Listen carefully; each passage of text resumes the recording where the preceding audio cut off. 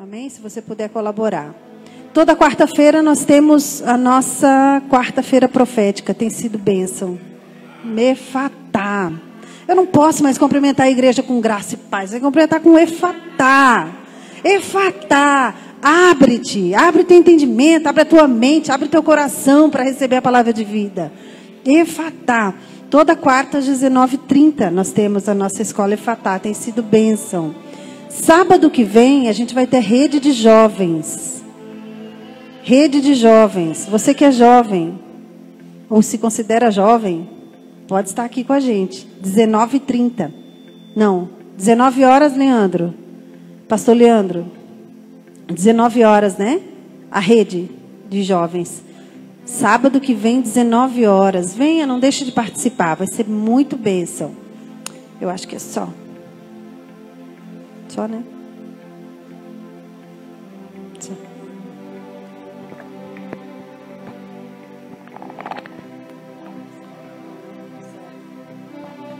Queridos, nós temos o SER toda segunda-feira. O que é o SER? Tem como colocar alguma coisa aí? Uma logo, alguma coisa, que é para a gente poder estar explicando. O SER, ali, SER, conectando, é conexão de empreendedores do reino. Ou pode ser conectando empreendedores do reino. Para quem é autônomo, para quem trabalha tem o seu negócio de vendedor, seja lá o que for. Gente, vocês não têm noção dos insights, dos toques, de tudo que a gente tem aprendido. Eu já estou querendo me tornar uma empreendedora também. Não sei de que, mas eu vou. Amém? Vou. Já recebi uma chicotada do Espírito Santo aí no último SER, então eu tenho que agilizar. Faça parte. Queridos, você pode dizer assim, meu Deus do céu, segunda tem o SER, quarta tem culto profético, domingo tem culto, sábado tem rede. Aproveite. Aproveite, se alimente da palavra de Deus. Lá, outra hora, quando nós éramos do mundo, começava a farra na quinta-feira, ou quarta. Para alguns começava já na terça. Para outros emendava toda semana. Não para. Então você está se alimentando da palavra de vida. Sabe? É Deus que vai te mostrar o caminho. E não é diferente, não é só na sua vida financeira, não é na sua vida emocional, na sua vida espiritual. É em todas as áreas da sua vida. E na segunda-feira, nessa conexão de empreendedores do reino, são toques assim para quem é empreendedor, para quem tem o seu negócio. Meu Deus, é muito bom. Faça parte. Segunda-feira, toda segunda-feira, às 19h30.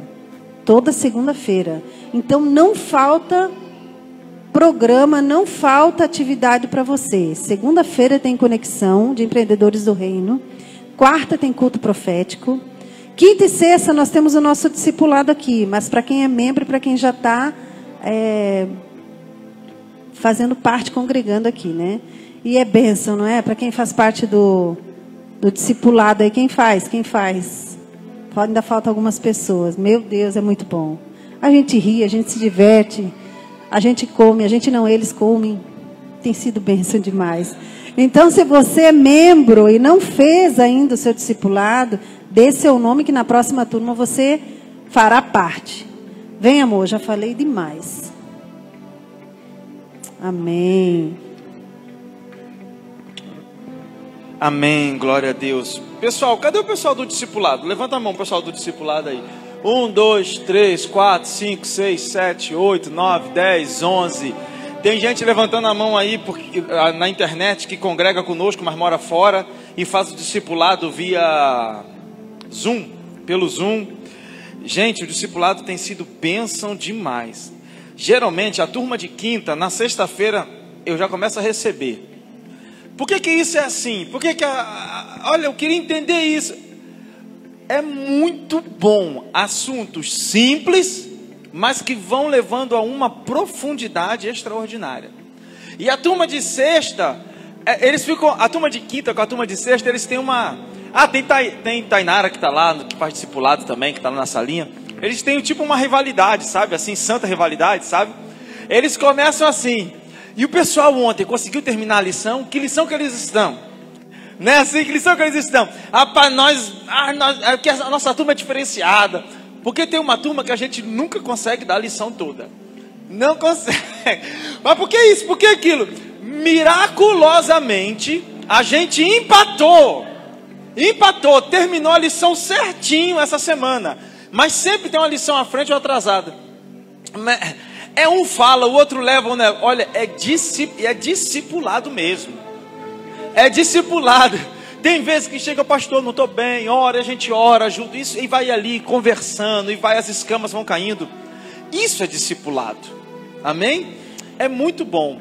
E essa apostila, vocês estão animados. Essa apostila, ela está muito boa.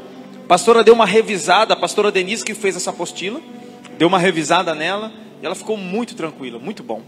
Amém? Então você que deseja fazer, que quer estar debaixo de uma cobertura de ensino, uma cobertura pastoral, a próxima turma, você conversa com a pastora Denise para entrar no discipulado da próxima turma, tá bom? Amém? Uma apostila dá para fazer o casal, então quem é casal não precisa de 2 apostilas, tá bom? Vamos lá, abra no livro de Marcos, no capítulo 1, versículo 18, Marcos 1, 18. Hoje é dia de ceia, dia de alegria. Diz assim, 1,18. Evangelho Marcano 1,18. Um dos sinóticos. O Evangelho de Marcos, Mateus e Lucas são conhecidos como sinóticos. Eles falam a mesma coisa, congruem em vários pontos, com visões diferentes. Então você tem Mateus, Marcos e Lucas, que são sinóticos, e João, teológico. Então você vê um relatando Jesus como Deus, outro como homem, outro como rei. E no livro de Marcos, no começo, você não vê falando nada. Então os estudiosos dizem que Marcos fez isso porque a visão que ele tinha era da simplicidade de Cristo. Cristo sendo servo de Deus. Então servo não tem vontade, servo não tem genealogia, servo não tem, para trás dele não interessa, servo é preso a uma vontade. A única coisa que servo tem é a obrigação de servir. É por isso que Marcos, ele deixa bem claro esse caráter da cruz em Cristo, não falando nem da genealogia de Cristo. Então vamos lá. Marcos 1,18. E deixando logo as suas redes, o seguiram. Deu. Amados, entenda. Quando Jesus fala para os discípulos aqui no começo da sua chamada, eles viram algo tão poderoso em Cristo, tão maravilhoso em Cristo. Eles viram um senhorio tão espetacular, que eles deixaram aquilo que era o seu instrumento de trabalho, o seu ganha-pão, a sua única fonte de subsistência, a sua ferramenta que lhes servia para aquilo que eles sabiam fazer, que era a pesca. A ponto de ouvir uma voz de uma pessoa, um homem que estava passando. Nós não vemos Jesus fazendo muitas coisas para que eles vissem, ou tentando convencer eles com um argumento, com um discurso mirabolante, mas apenas chamando, convidando. Que voz era essa? Que olhar era aquele? Quando olha, eles disseram, vamos seguir, e largaram tudo e seguiram a Cristo. Largaram a sua fonte de subsistência. Parece que eu estou vendo aquela mulher no livro de João, no capítulo 4, a mulher samaritana que larga o seu cântaro, e também o seu cântaro é a única fonte de subsistência. Ela dependia daquele cântaro para pegar água. Sem água, água hoje, se você não tem na sua torneira, você pede na torneira do vizinho. Aquela mulher não poderia pedir, porque ela não era benquista na sociedade. E não é bem assim, você tinha que ir a um poço. Ela não podia nem ir ao poço onde as outras estavam lá. Então o que ela faz? Ela larga e vai falar de Jesus. Às vezes nós deixamos de ofertar ou deixamos de dizimar porque cremos que aquele dinheiro é a nossa única fonte de subsistência. E nós não olhamos para trás e vimos ou percebemos, olha, todo final de ano, todo mundo, os canais aí fazem retrospectiva 2020, 2021, retrospectiva 2022, retrospectiva sei lá das quantas. Faz a retrospectiva da sua vida. Nos momentos mais difíceis da sua vida, lhe faltou algo? Faltou? Não. Quer ver? Samuel, vem cá, meu amado obreiro, vem cá, rapidinho. Vou fazer uma pergunta aqui, você, vem cá, vem cá. Você é obreiro? É você mesmo, meu irmão amado. Meu lindo. Rapaz, quando eu casar você, eu acho que eu vou chorar demais. Eu vou aguentar de emoção, não. Quando você morava nas ruas com uma trouxinha de roupa, escondendo para os outros não te espancarem, nos dias mais difíceis, Jesus deixou de te socorrer? Não, de maneira alguma. De maneira alguma. Cadê o outro irmão que estava nas ruas que hoje... Cadê? Irmão Cícero, Jesus abandonou o senhor ainda quando o senhor morava nas ruas. Jesus abandonou o senhor? Deixa eu falar. Irmão Cícero é dizimista, fiel. Pessoas que saíram das ruas estão tendo a vida transformada. Nunca. Jesus não abandona. Não abandona. Aí a gente diz assim, é porque está na igreja, porque... Irmão, agora Deus está usando eles para alcançar outras vidas. Trabalhando. Eita, coisa linda. Eu não estou fazendo aqui para expor, não, porque todo mundo já sabe, não é exposição. Todo mundo já sabe. A sede, eu quero fazer o discipulado, pastor. Eu quero fazer, eu é que estou ficando sem graça já. Espera um pouquinho. A próxima turma você faz. Eu quero aprender. Ah, irmãos. A Bíblia diz que a alma farta pisa o favo de mel, mas a sedenta até o amargo é doce. Até o amargo é doce. Então cada vez que eu olho, e às vezes a gente tenta desanimar, diz assim, mas será que... Aí eu lembro, irmão Cícero, Samuel, aquele outro irmão que não tem a perna, que teve que amputar, que mora lá na casa, não sei o nome dele, que mora na casa... O irmão mora na casa de esquina, que tem muita gente que ganha 2 salários mínimos e não conseguiu ainda alugar a casa. Ele mora na casa ali embaixo de esquina, a casa bonitinha. Pastor, eu olhei e falei assim, eu estou morando aqui com a minha esposa, mas morava nas ruas. Irmãos, Deus não deixa. Às vezes nós deixamos de dizimar. Pode sentar, irmão, obrigado. Às vezes nós deixamos de dizimar, de ofertar. A Bíblia diz, largaram as redes. Às vezes a gente está muito, sabe o que? Enredado, no sentido lato da palavra mesmo. Enredado, amarrado, dizendo, é o meu dinheiro. O que é seu, irmão? Não tem nada seu não, não tem nada meu não. Nada não. Amanhã vem uma bactériazinha. Você tem que gastar tudo que tem em antibiótico e tratamento para matar esse micro-organismo. O pastor está lançando praga? Não estou não. Mas é para entendermos que nada é nosso. Tudo é de Deus. E o que está conosco é permissão dele para usarmos para o seu reino. E eu garanto, não vai faltar. Vocês viram os testemunhos. Então nós vamos ofertar nessa manhã. E você que é dizimista também vai dizimar, ofertar. Pessoal que está na internet, oferta e dizima pelo Pix. Amém? Eu quero orar pelos seus dízimos, pelas suas ofertas. O envelope está no bolso atrás, tá bom? Da sua cadeira. Se você olhar e não tiver, porventura, não tiver só levante a sua mão, que um dos nossos obreiros vai deixar para você. Amém? Lembre-se que tudo na vida se multiplica, inclusive o nada. Então a gente quer colher alguma coisa não semeando nada. Diga assim, tudo se multiplica, inclusive o nada. Nada vezes nada é quanto?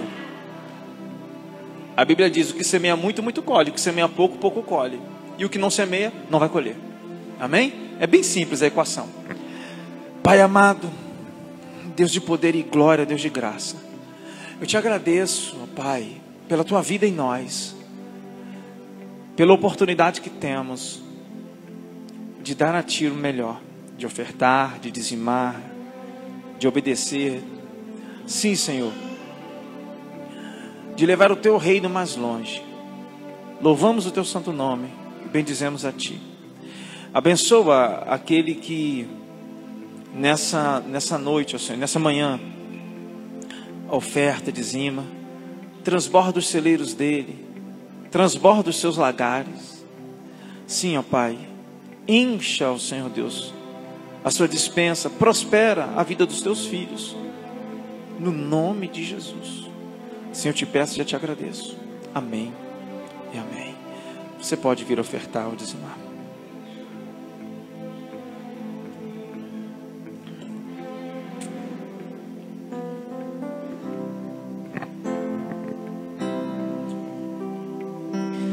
De cruz cereja, nela um dia surgiu como emblema de vergonha e dor.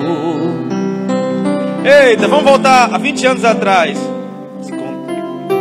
Tempo essa cruz, porque nela Jesus, Apocalipse, deu a vida por mim, pecador. Sim, eu amo a mensagem da cruz. Apocalipse 2.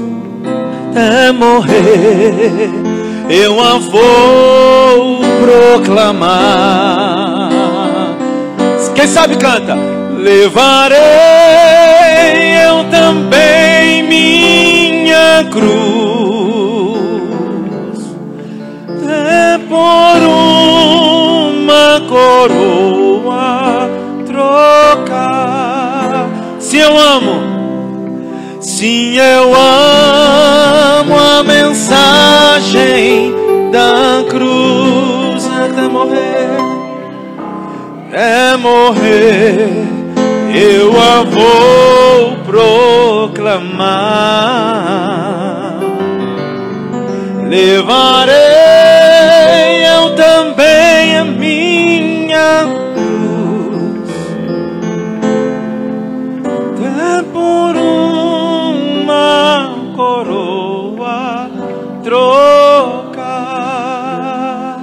Aleluia, aleluia, aleluia. Você vai trocar, irmão, chega lá em cima. A Bíblia diz no livro de Apocalipse que ele abriu o livro da vida e também abriu outros livros. E nesses outros livros estavam escritas as obras de cada um. Ou seja, ele vai abrir o livro da vida, aí vai ver o teu nome, aí vai dizer assim: amém, você está salvo. Glória a Deus, amém, você tá, entra aqui, Apes. Está aqui, Pai. Olha, Jesus abrindo os portões, Pai, está salvo. Agora os outros livros, vamos ver aqui esses outros. O livro da história da vida do João, da Maria, do Fabrício, do fulano, da ciclana. Vamos ver. Aí, ó, abre. Eita, era para ele ter ganho 100 vidas para Jesus. Eita, ele tinha um ministério para louvar, ele tinha um ministério para servir na casa do Senhor, para trabalhar com crianças, mas não fez nada disso. Como é que vai trocar pela coroa? A coroa é o galardão.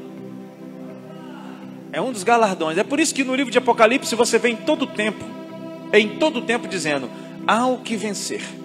Há o que vencer. Há o que vencer o quê? Se nós somos mais do que vencedores em Cristo Jesus.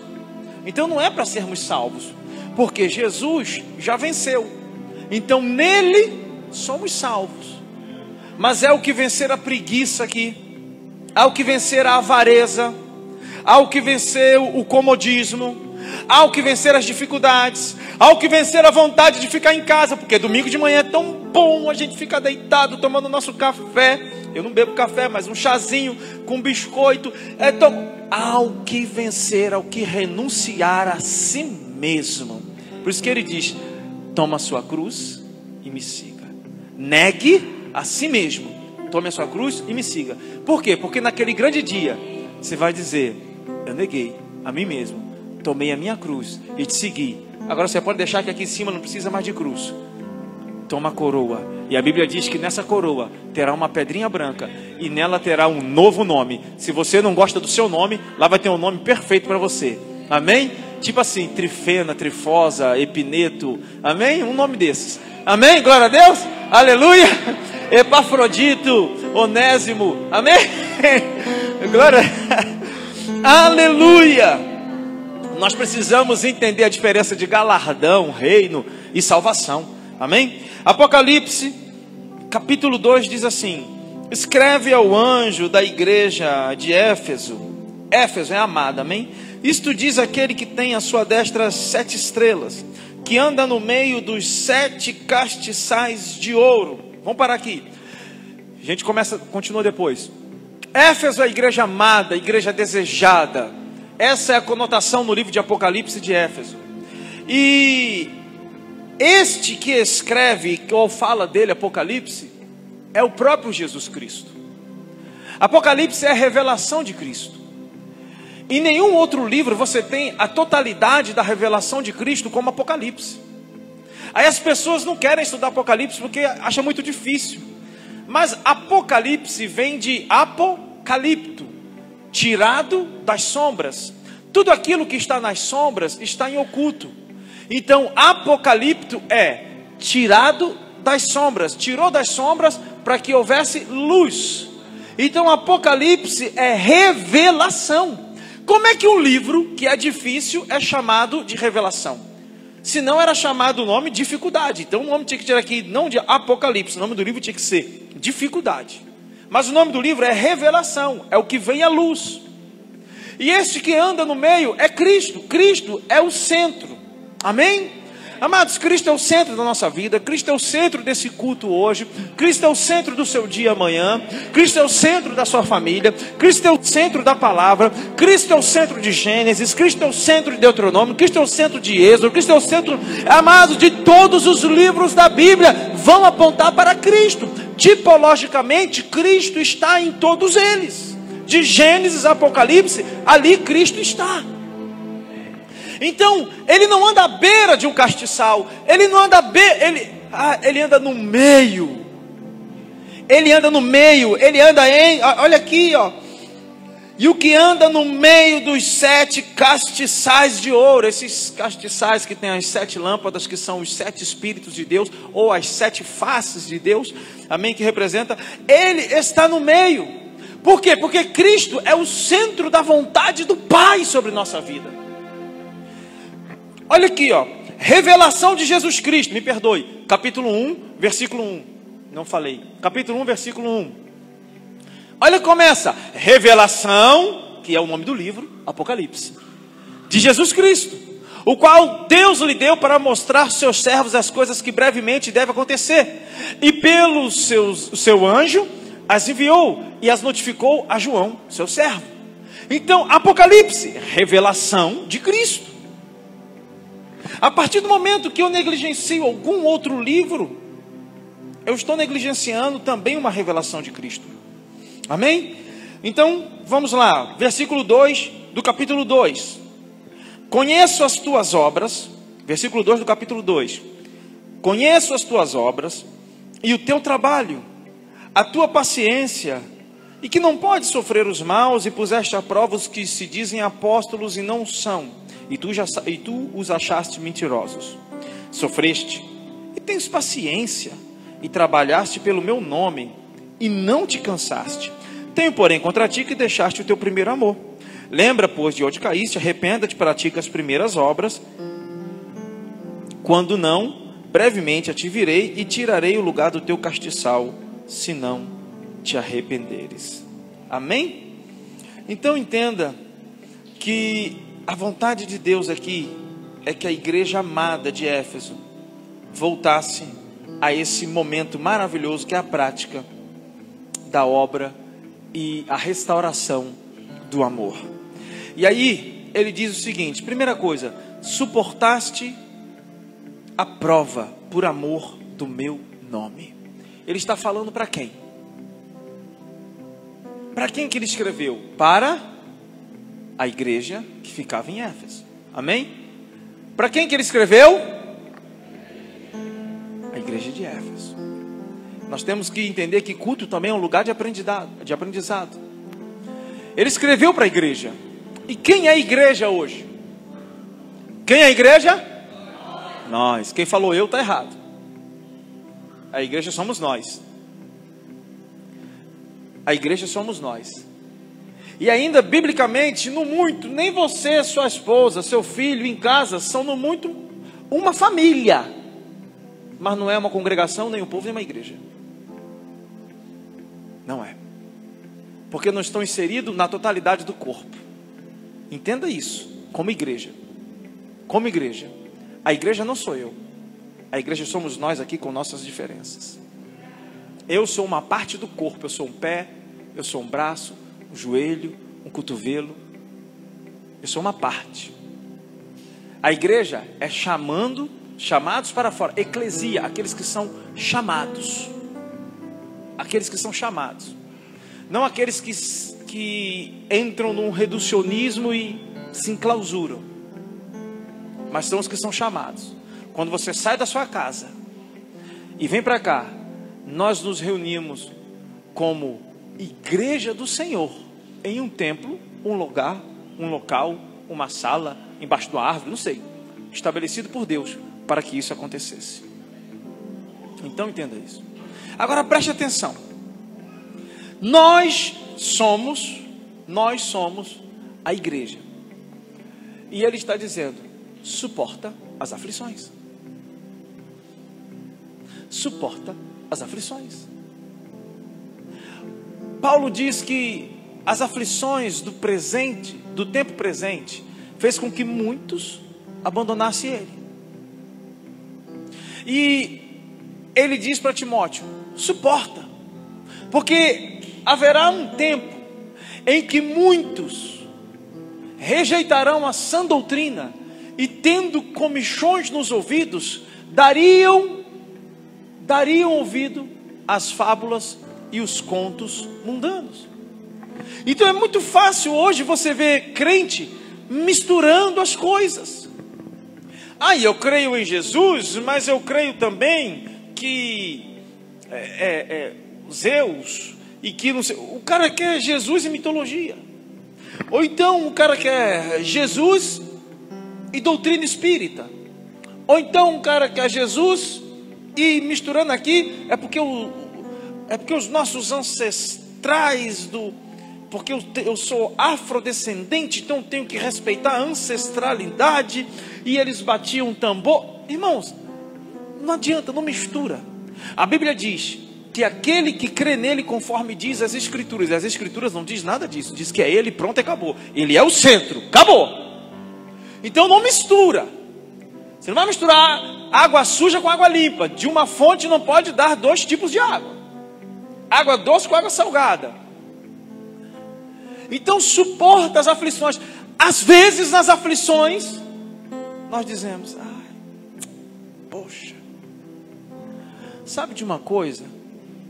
Eu bati palma até de cabeça para baixo para aquele pastor lá no Canadá, que foi preso 3, 4, 6, 8 vezes, sei lá quanto. Deu um rebuliço no mundo, porque na pandemia ele dizia: eu vou continuar pregando, eu vou abrir, eu prego para as paredes, quem quiser vir, que venha. Um dos países mais livres do mundo foi implantada a ditadura. Por que o senhor fala isso, pastor? O senhor não ama as vidas? Eu digo isso porque nós estamos muito longe do que os nossos amados irmãos cristãos do primeiro século foram. Porque os nossos amados irmãos do primeiro século não tinham medo da morte. Os nossos amados irmãos do primeiro século, quando a praga de Cipriano, quando a praga Antonina, quando dizimava, a média era, irmãos, a população não era igual hoje, a população da terra era muito reduzida. E quando se fala do mundo, se falava do mundo antigo, que era toda aquela parte da Europa, Ásia, aquilo que se tinha conhecimento. Matando 50 mil pessoas por dia. Por dia. E sabe o que a igreja fazia? A igreja não ficava em casa. A igreja saía e ia cuidar dos doentes. E na pandemia, nós saímos foi correndo dos doentes. Pastor, mas é forte. Irmãos, é história. Está escrito, estude, que você vai ver que eu não estou falando por mim e não estou inventando. Foi o que aconteceu. Foi o que aconteceu. O espírito religioso dizia para o leproso: fique aí, isolado. Você não é digno. Você não pode. Você não deve. Você é leproso. Se você entrar na cidade, tem que entrar gritando para todo mundo abrir. O Espírito de Cristo, em nome de Jesus, ser limpo. Esse é o Espírito de Cristo. O próprio Cristo dizendo: queres ficação? Ser limpo. Esse é o Espírito de Jesus. Mas nós amamos, dizemos que amamos a Jesus. E às vezes o Espírito que se manifesta na hora que precisa que o Espírito de Cristo se manifeste, é esse espírito do farisaísmo, dizendo: não, fica aí. Quando você ficar melhor, eu oro por você. Não, quando ficar melhor, eu oro. Não precisa mais. Isso é ser igreja. Suportar a aflição. Suportar. Na aflição é que a igreja tem a oportunidade de ser luz. Gente, não se engane. Deus é oportunista. Um santo oportunista. Deus não coloca ninguém na dor para chegar a Ele, mas Ele aproveita a dor. Eu não acredito, não, Deus vai colocar uma enfermidade. Não, não. Deus não coloca a dor, mas Ele aproveita a dor para que essa pessoa chegue a Ele. Naquele momento de dor, Ele diz: agora que eu vou pegar fulano, aí ó, chama para perto. É um santo oportunismo, porque se aqueles que não vêm pelo amor, vêm pela dor, e Deus coloca na dor, por que Deus não coloca todo mundo na dor para que todos o aceitem? Já que é a vontade de Deus que todos sejam salvos. Então Deus é preconceituoso, só vai salvar alguns. A palavra do Senhor diz que a vontade dele é que todos sejam salvos. Então Ele não coloca ninguém na dor. Ele usa a dor, que é uma fatalidade da vida, consequência desde o tempo que você nasce, é dor. A primeira coisa que você sente é dor. Gente, eu não gosto de sentir dor, então eu não devia nem nascer, porque eu não conheço ninguém que nasceu rindo. Nasce, a primeira coisa que você toma já é um tapa para aprender que a vida é difícil. Pá!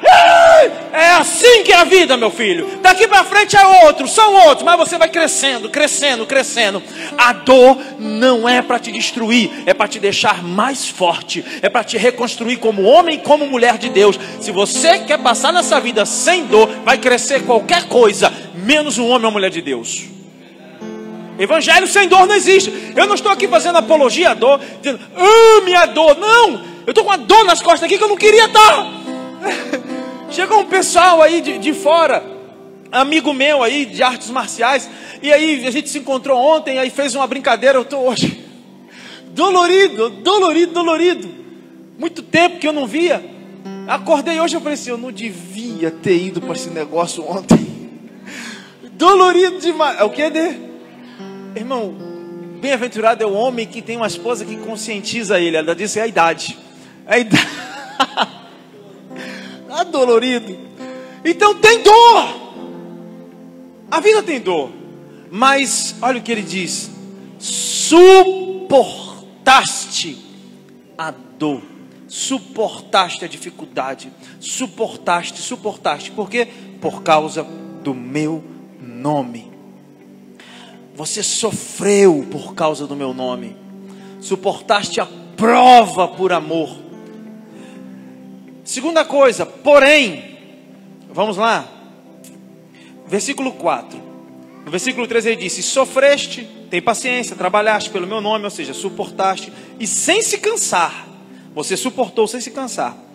Porém, tenho contra ti. Porém, uma conjunção adversativa, que do grego vem de portos. Porém, que significa você largou o primeiro amor, deixou de atracar no lugar mais forte. Esse amor, me perdoe, que vem logo após essa conjunção que é porém, o primeiro é que é portos. Primeiro é portos no grego. Você deixou de atracar no melhor lugar. Porque apesar de ter sofrido pelo meu nome, você começou a trabalhar ao invés de fazer a obra. Diga assim: trabalho. Força, irmão. Você tomou café? Não. Trabalho. Obra. Ele está falando de uma igreja que começou a trabalhar ao invés de fazer a obra. Trabalhar é uma coisa, fazer a obra é outra. Por isso que ele diz: eu conheço as tuas obras e o teu trabalho. Olha a diferenciação que ele faz. Eu conheço as tuas obras, talvez na sua Bíblia esteja escrito, e o teu labor. Eu conheço as tuas obras e o teu trabalho. Olha a característica de quem trabalha para Deus. Primeira característica de quem trabalha para Deus. Porque uma coisa é você trabalhar para Deus, outra coisa é você trabalhar com Deus. Amém? Tem gente que está na empresa do pai, trabalhando, mas não tem vontade de estar ali. Então ele trabalha para o pai dele. Mas outro está na empresa do pai e está amando ali. Então ele trabalha com o pai, não só para o pai. Então ele não faz. Irmão, eu já trabalhei para o meu pai. Quem trabalha para o pai, quando tudo é errado, a culpa é todo mundo toma uma bronquinha. O filho toma um broncão, né? Assim que acontece. Então a pessoa tem que amar muito aquilo ali. Ela tem que desejar se envolver naquilo ali.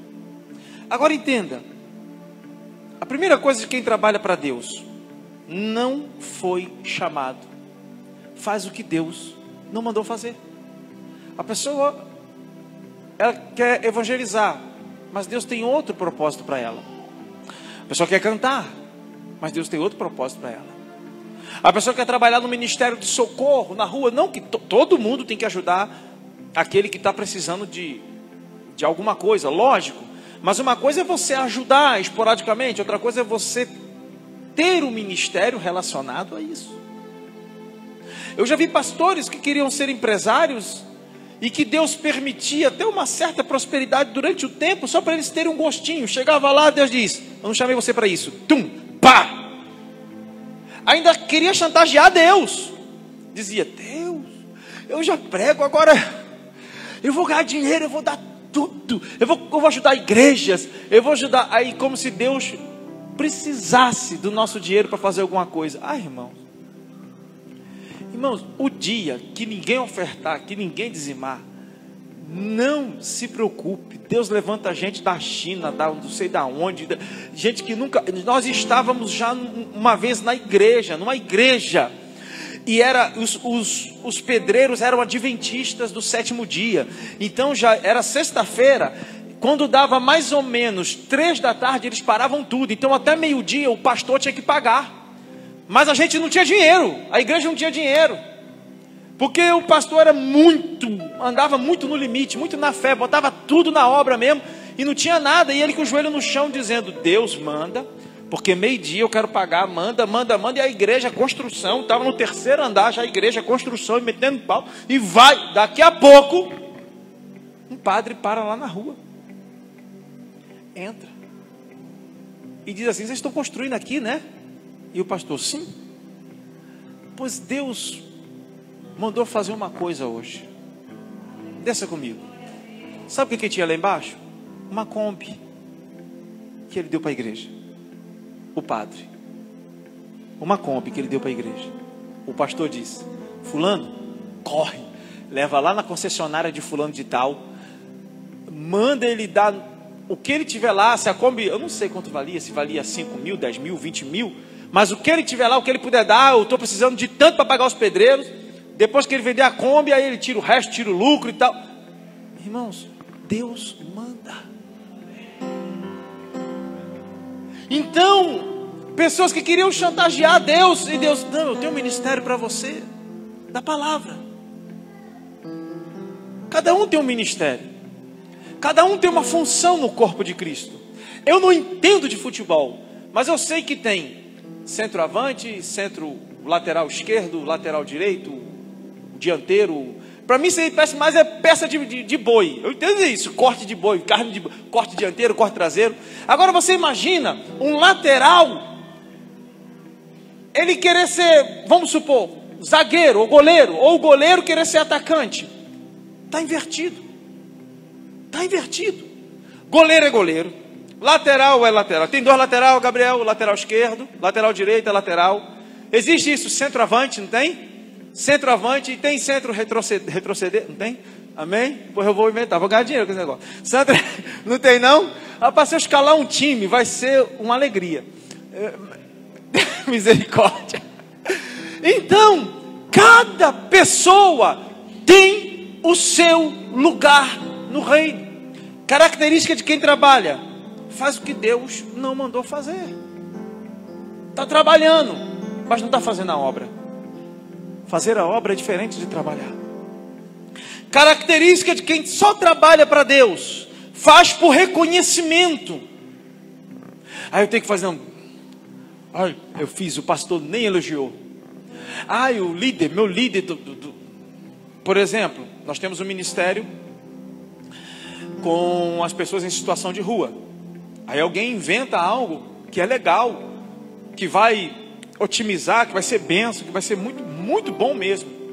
Aí diz assim: nossa, Deus me deu uma ideia tão legal para fazer, e deu certo, Deus me usou. Mas a pastora Denise não falou nada, irmã Eliane também não falou nada, Lucas, ninguém falou nada, Califa falou nada. Eu acho que eu estou de intruso aqui. Irmãos, nós não fazemos por reconhecimento. Nós já aprendemos isso no começo. O reconhecimento, irmãos, é o seu galardão. O reconhecimento, irmãos, quando você chegar no céu, você vai ter reconhecimento. Olha, Jesus, meu Deus, Ele é a estrela, Jesus.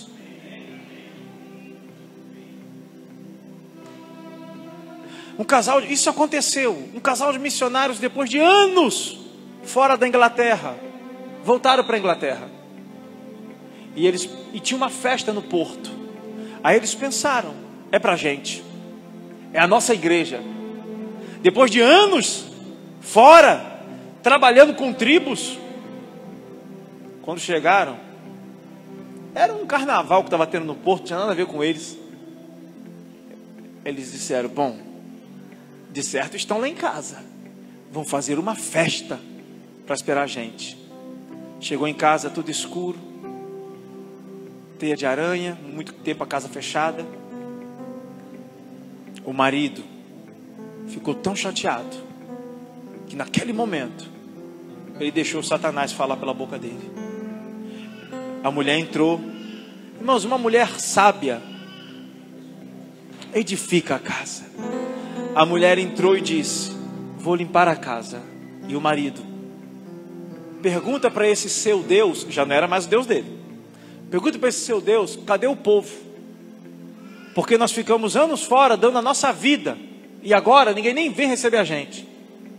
E ela quieta. A mulher sábia se cala também.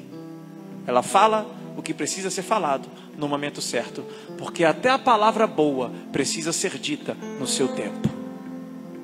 E aí ela foi lá lavar a casa e ele foi passear. Quando ele volta, ele pergunta: conversou? Aí ela: aham. E o que ele te falou sobre o reconhecimento? Porque nós chegamos em casa e não tinha ninguém aqui em casa. E ela disse: ele me disse que nós não chegamos em casa ainda. A nossa casa não é aqui. Você pode aplaudir. A nossa casa não é aqui. A nossa casa é lá em cima. Quando nós chegarmos lá, o reconhecimento vai ser grande.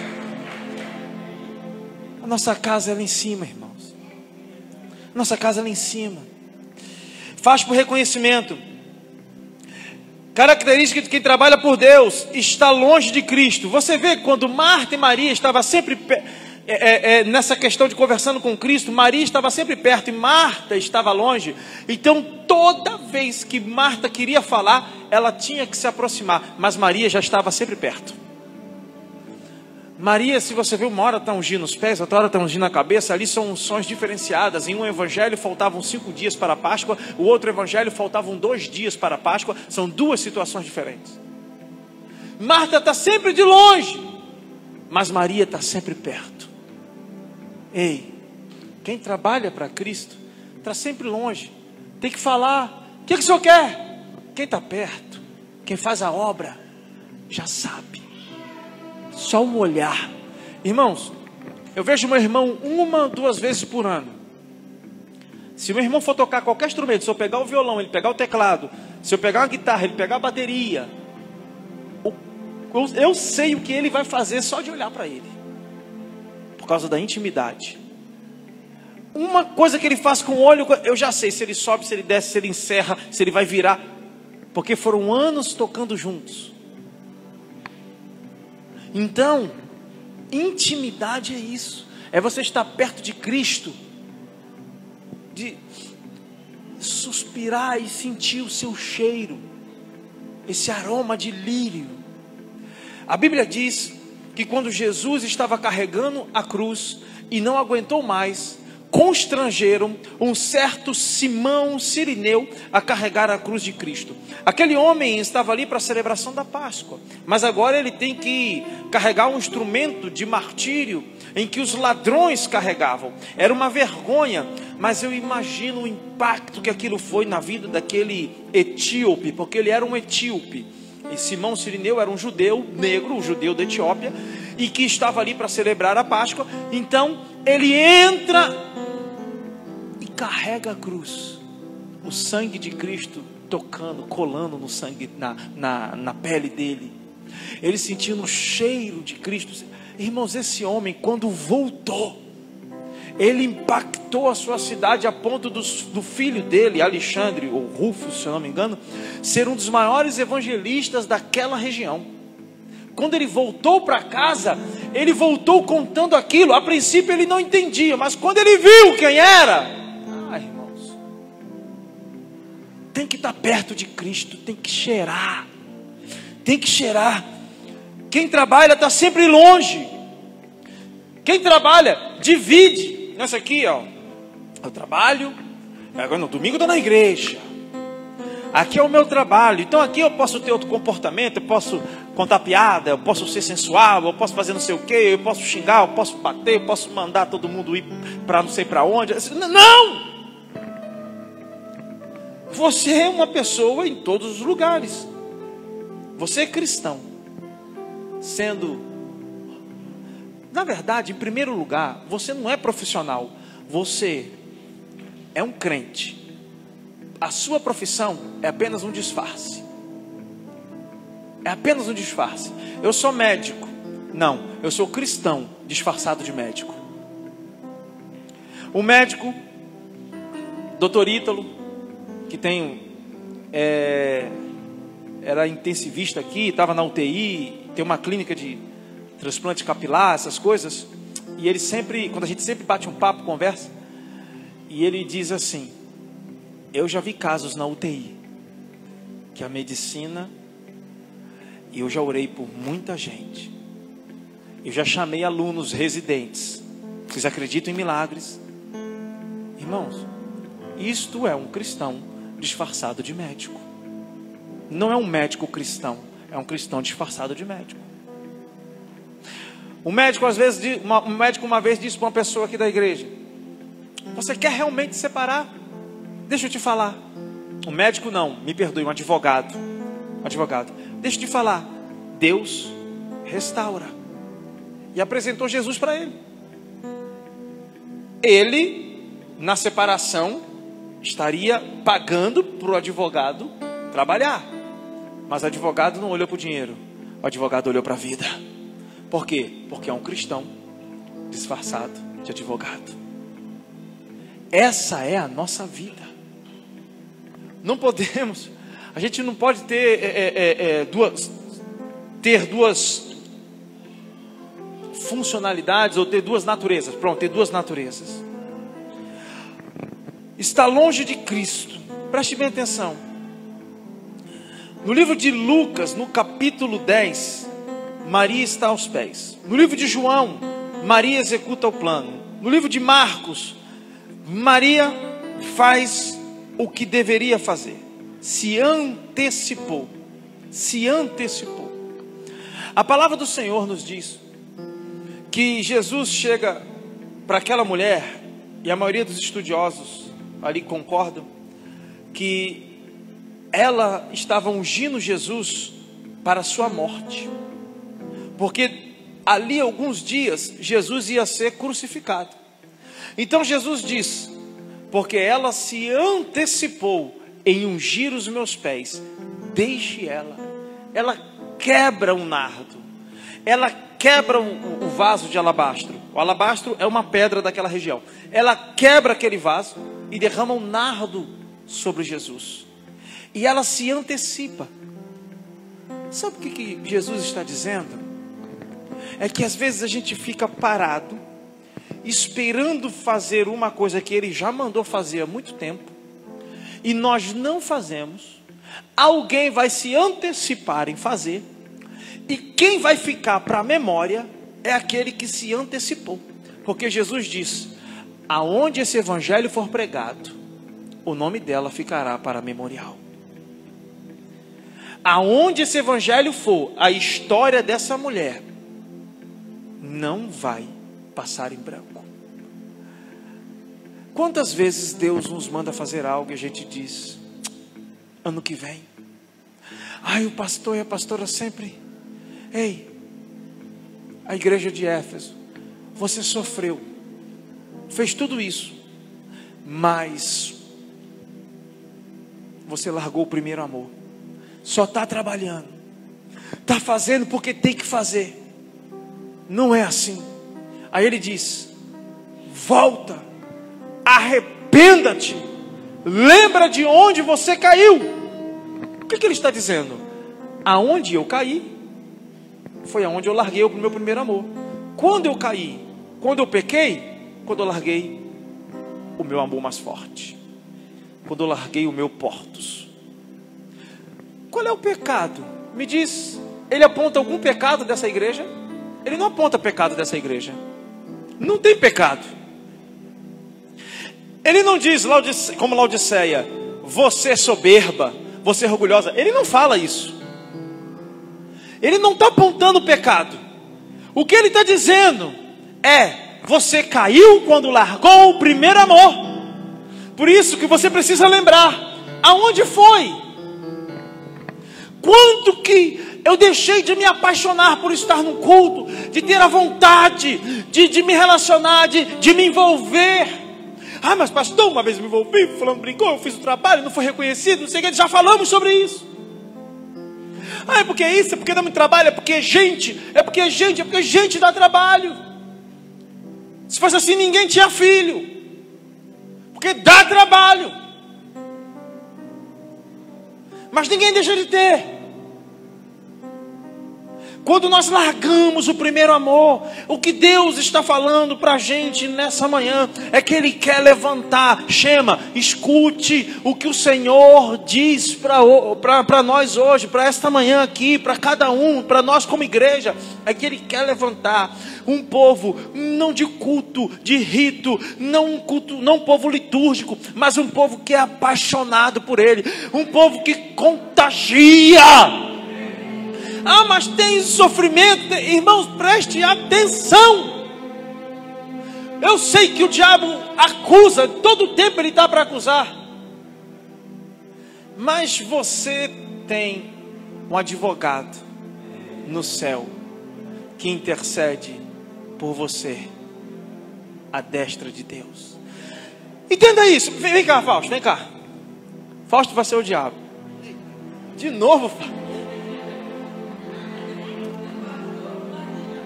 Eu assim, não, eu não. Eu sou Jesus, né? Tá aqui, ó. Tá aqui. Aí aqui, quem quer ser Deus? Quem quer ser Deus? Vem cá, Márcia é Deus. Márcia é Deus. Amém. Amém. Tá aqui, ó, Márcia aqui. Aqui. Bonitíssimo, de azul. Aí Deus já tá no céu. Já tá tudo assim. E aí, olha aqui, ó. Fausto está diante de Deus. Diante de Deus. Preste atenção. Acusando o Glauco. Acusando o Glauquiana. Aponta para eles, aponta para ele. Está acusando. E está diante, ó. Diante. Eu falei, você não entendeu naquela hora. Você vai entender agora. O negócio é que ele está diante. Jesus Cristo está no pé do ouvido. Não dá ideia para ele, não. A intimidade quem tem é quem intercede por você, não é quem acusa.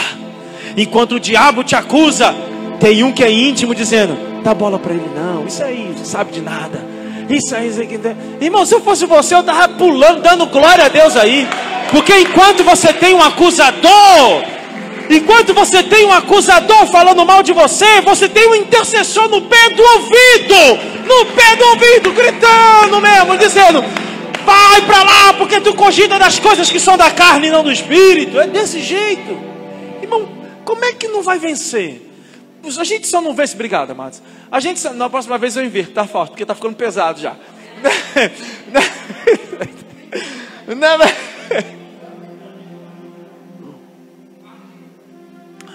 O problema é que a gente lê, mas não entende. Quando a gente entende, aí fica mais fácil. Compreende. Aí fica mais fácil. Ei, Ele está à destra. Então passa pela dificuldade. Não desiste. Volta ao primeiro amor. Se envolva.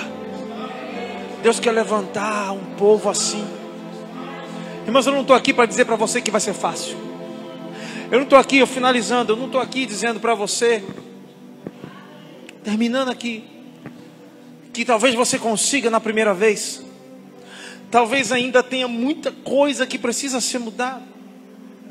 Mas eu estou aqui para dizer para você: não desista. Não desista. Não empreste o seu ouvido para Satanás. Não empreste sua boca para Satanás. Você vai para a igreja agora. Você vai para... quer ser crente? Quer não sei o que e tal? Você... tá indo... eu tô indo com fulana para a igreja. Ela? Aquela lá? Aquela ali não quer nem saber de Jesus. Tu já viu as fotos dela no Instagram?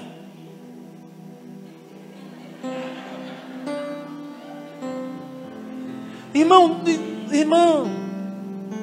é com ela mesmo que eu vou. Porque quanto mais a pessoa tiver afundada, mais ela precisa de Jesus. É daí para pior. É com essa mesmo que eu vou.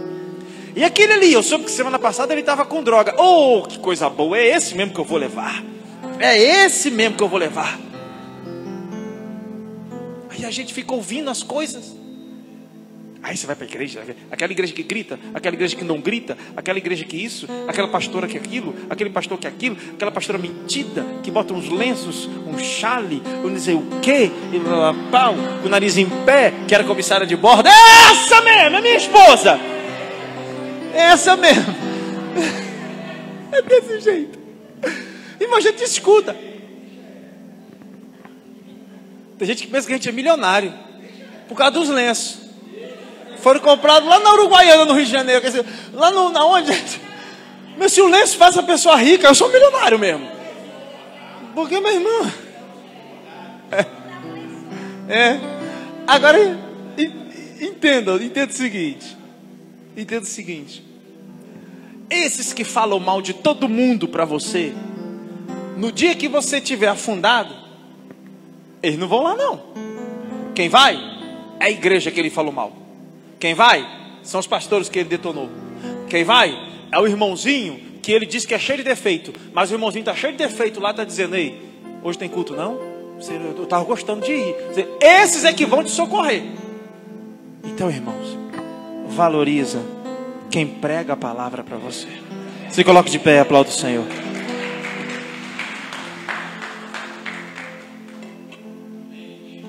Aleluia. Nós teremos a ceia.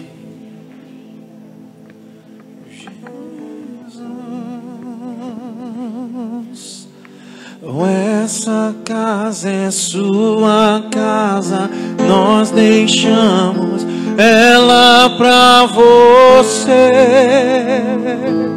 Jesus, essa casa é sua casa, nós deixamos ela pra você.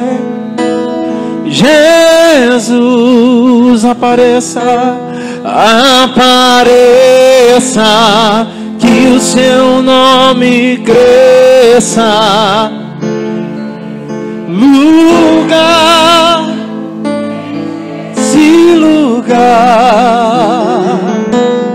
Apareça, que o seu nome cresça. Vem me incendiar, vem me incendiar. Aleluia. Ceia é alegria, ceia é amor, ceia é dádiva, ceia é gratidão. A Bíblia só diz: analise o homem a si mesmo e coma. Não diz analise e deixe de comer. Ela diz: analise e coma e beba. Quantas vezes os cultos de ceia eram os cultos mais trágicos, mais tristes, mais preconceituosos. E o apóstolo Paulo diz: analise. Você tem a oportunidade hoje de se analisar, pedir perdão e cear. Ele, quando fala, porque quando vocês comem e bebem para a própria condenação, ele está dizendo de uma igreja que era preconceituosa e que cada um comia a sua própria ceia, não esperando uns pelos outros. Ele está falando de um povo que se embriagava dentro da igreja, porque levavam o melhor vinho e não repartiam o seu vinho com o irmão menos favorecido. É por isso que ele está falando isso. Mas muitos transformaram a ceia em um culto engessado, e não é.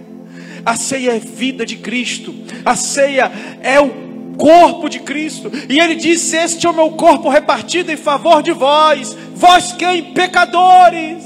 Pecadores. Jesus morreu não por aqueles que eram sãos, porque os sãos não precisam de médico. Ele morreu pelos doentes. E nós estamos aqui querendo a cura através da ceia, porque enquanto vivermos nessa terra, o pecado vai tentar nos dominar, mas nós cremos que em Cristo Jesus, e através deste ato querigmático que é a ceia, nós proclamamos a morte e a ressurreição até o dia da sua vinda. E por isso não deixamos de cear, e por isso ceamos com alegria. Aleluia, aleluia. Tenham a oportunidade hoje, você tem a oportunidade hoje de cear. Valorize. Uma pessoa ontem mandou um recado: por que vocês ceiam todo mês? E eu, como um bom estudioso do ensino judaico, disse: por que não cearia? Respondi uma pergunta com outra pergunta. Ela disse: não sei, porque na minha igreja é uma vez por ano, e eu nem ceio porque eu sou indigna. E eu disse: então você é minha companheira, porque eu também sou indigno. Porque nós não ceamos porque merecemos, mas nós ceamos porque precisamos. E eu expliquei para ela a ceia. Você tem a oportunidade de cear, não deixe, porque tem gente que queria cear e a mente ainda é cauterizada, não entendeu ainda o que é a ceia. Ceia. Podem distribuir a ceia.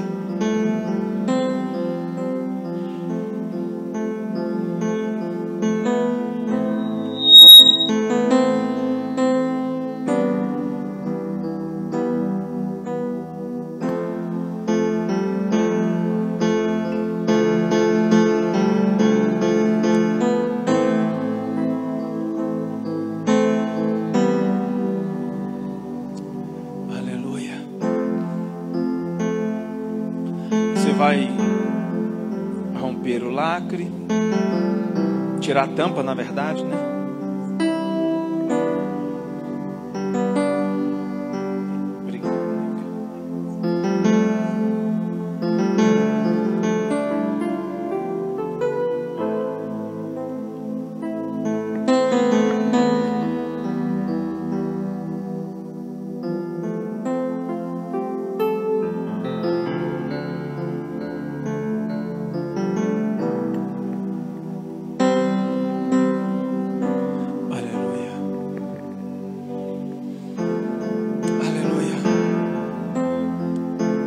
Que foi traído, ele pegou do pão e disse: este é o meu corpo dado em favor de vós.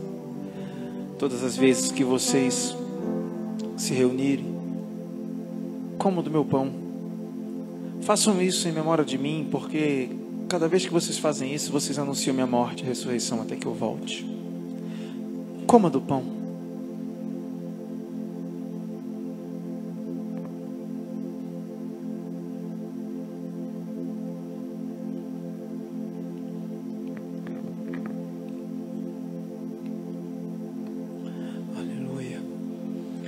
Semelhantemente, após ter dado graças, ele pegou do cálice e disse: este é o meu sangue derramado em favor de vós. É o cálice da nova aliança. Todas as vezes que vocês se reunirem, comam do meu pão e bebam do meu sangue. Porque quando vocês fazem isso, vocês estão anunciando a minha morte e a ressurreição até que eu volte. Bebei dele todo.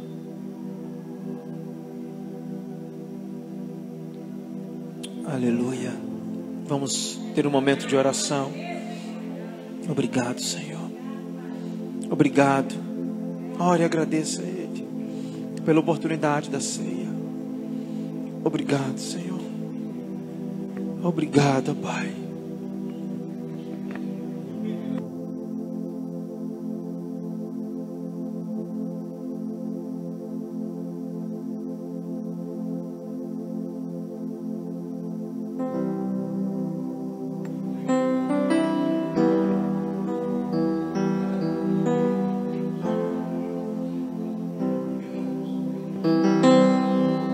Grande és tu, maravilhas fazes tu, não há outro igual a ti, não há outro além de ti, porque grande és tu, maravilhas fazes tu, não há outro igual a ti.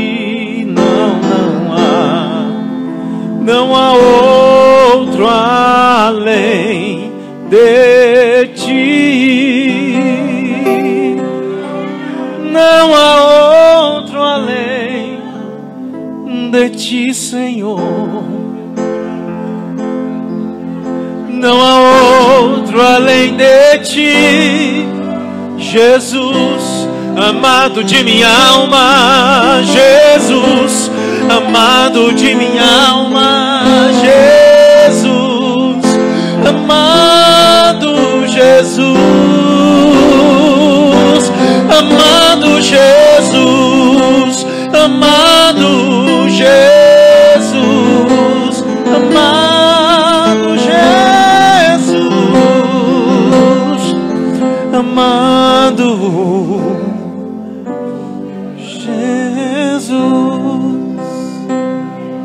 Aleluia, aleluia. Obrigado, Pai. Obrigado por esse momento, por esta ceia. Obrigado, Senhor. Louvamos o teu santo nome. Aleluia, aleluia. Você vai fazer algo hoje. Talvez na sua casa tenha alguém enfermo. Você vai pedir uma ceia e você vai levar e vai ministrar a ceia com essa pessoa, profetizando a cura e todos os benefícios do corpo e do sangue de Cristo sobre a vida dela. Talvez é um primo seu que não pode ir para a igreja hoje. Então hoje à noite você vai lá e dizer: eu vim cear com você. E o pastor falou que quando você cear, crendo que a cura, haverá restauração na sua vida. E você vai orar por ele em cima dessa palavra profética que eu estou lançando. E você vai cear e vai orar. Talvez uma prima, um filho, uma tia, a sua mãe, não sei. Amém? Assim como aqueles que estão ceando em casa agora, pelo YouTube, pelo Instagram. Faça isso. Igreja, que o Senhor te abençoe. Que Ele resplandeça o rosto dele diante de ti e vá com você para onde quer que você vá. Que a glória do Senhor seja a tua dianteira e tua retaguarda. Que o Espírito de Deus seja sobre ti em todos os momentos. O Espírito de graça, de amor, de sabedoria, de riqueza, prosperidade e saúde. Em nome de Jesus. Que o Shalom de Deus esteja em você. Nada quebrado, nada faltando. Tudo no lugar. Vá em paz. Até quarta-feira no Encontros com Jesus. Quarto encontro. Deus te abençoe em nome de Jesus.